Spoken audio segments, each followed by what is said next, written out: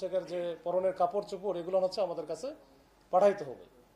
পাঠাইলে আমরা এটা ঝাড়ফুঁক দিয়ে দিয়ে দিলে ওটাই যদি আপনি পরিধান করেন সেক্ষেত্রে আপনার কিন্তু এটা আমার যেটা হয়েছে এটা আপনারও হবে, বা আমি এরকম বহু এরকম ঘটনা হয়েছে।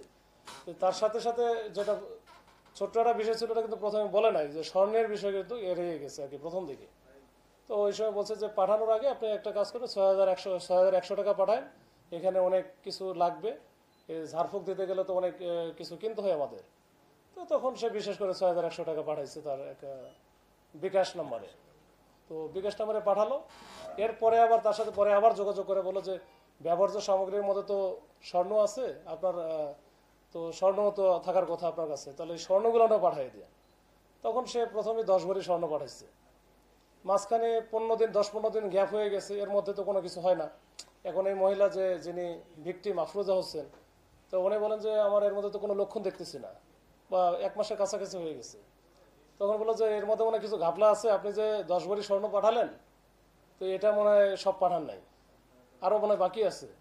তো আরও বাকি আছে কত, পরে বলো যে আরও তো আমার কাছে হ্যাঁ আরও কিছু বাকি আছে, আমি আসলে লুকাইছিলাম, তো তাহলে ওটাও পাঠিয়ে দেন। পরে ১৫ ভরি আরও পাঠিয়ে দেয়। তো সব মিলে ২৫ ভরি স্বর্ণ এটা পাঠায় দেয়। এটা কিন্তু সবই এসএ পরিবহনের মাধ্যমে পাঠায়। এখানে প্রাপক প্রেরক দুটারই একই নাম, মোবাইল নাম্বার দেয়, যেটা যেটা ওই যে ওটিপির মাধ্যমে তার কাছ থেকে আবার মেসেঞ্জারে জানায় নাই যে ওটিপি কত যাবে, এইভাবে যেন এটা কোনো ক্লু না থাকে।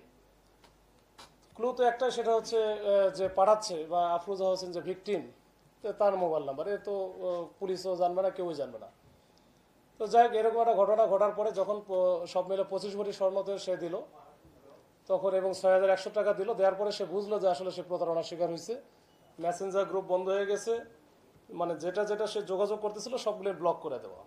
তো এরপরে তো ফেব্রুয়ারি মাসে সে পুলিশের কাছে আসে। তো পুলিশ এইটা প্রাথমিক দিকে হয়তো বা অতটা, ওই সময় ২৪ সালের ফেব্রুয়ারি মাসে তখন ৪২০-৪০৬টা মামলা হয়, কিন্তু ওই সময় খুব বেশি কাজ হয়তো বা করে নাই অথবা করতে পারে নাই। তো এটা আমরা আসার পরে আমরা কিন্তু নভেম্বর থেকে যে আমরা নতুন একজন আইউকে দেওয়া হয়, তাকে কিছু গাইডলাইন দেওয়া হয়। ফিরোজ এটা নিয়ে কাজ করে, sub inspector Firoz, new market থানার। তো সে মোটামুটি ওই যে ৬,১০০ টাকা পাঠাইছিল, ওই সূত্র ধরে কিন্তু মোটামুটি আমরা এটার আদ্যপান্ত একটু খুঁজে বের করি। সে কোন পেজ চালায়, কী করে না করে, এগুলো আমরা সব মোটামুটি আস্তে আস্তে বের করি। বের করার পরে এটা একটু দেরি হয়ে গেছে, গতকাল রাত্রে আমরা কিন্তু এই যে ওই সূত্র ধরে প্রথমে সাভারে আশিফুর রহমান নামে একজন আছে, তো ওনার ওখানে যাই এবং ওনাকে ধরি। ধরার পরে সে স্বীকার করে, পরে বলে যে এই স্বর্ণগুলো বা এই জিনিসগুলো যারা যে করে মূলত ওই যে পেজ যেটা চালাইছে যে দোয়া কবুলের অলৌকিক গল্প, এইটার যে অ্যাডমিন সানজিদা আলো, এই সানজিদা আলো আসলে ওটা ফেক নাম, এটা তার আসল নাম হচ্ছে অনামিকা।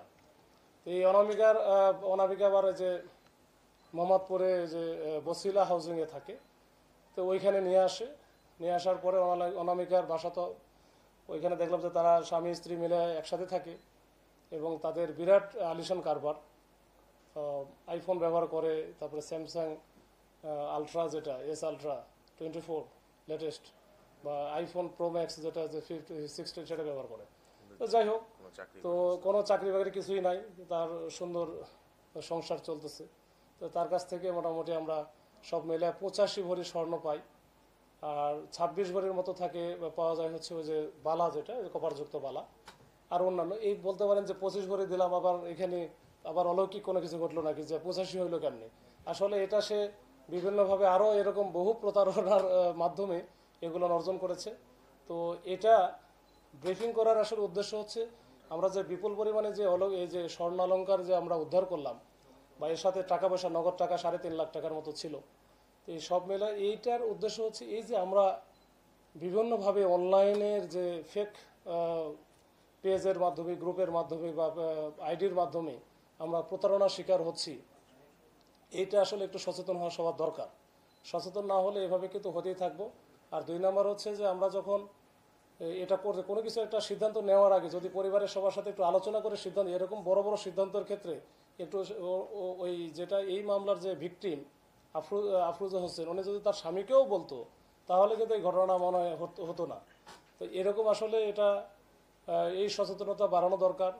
এই জিনের বাদশা বা অমুক বাদশা তমুক বাদশা, এই বাদশাগুলোনের ব্যাপারে আমাদের একটু সচেতন হতে হবে। আমাদের একটু সবাইকে সচেতন হতো, না হলে কিন্তু এই যে আমরা যারা বিশেষ করে নারী জাতি যারা আছেন ওনারা হয়তো বা যে বাচ্চা যাদের হচ্ছে না তারা কিন্তু ডিপ্রেশনে থাকেন, তারা বিভিন্নভাবে মনে করে যে আমাদের বাচ্চা যেভাবে হোক হইতে হবে, বা এই বিষয়গুলো এটা কিন্তু এই সচেতনতা বাড়াতে হবে, না হলে আমাদের কিন্তু আস্তে আস্তে আরও আমরা প্রতারণার শিকার হব। তো এই হচ্ছে বিষয়। ওরা কি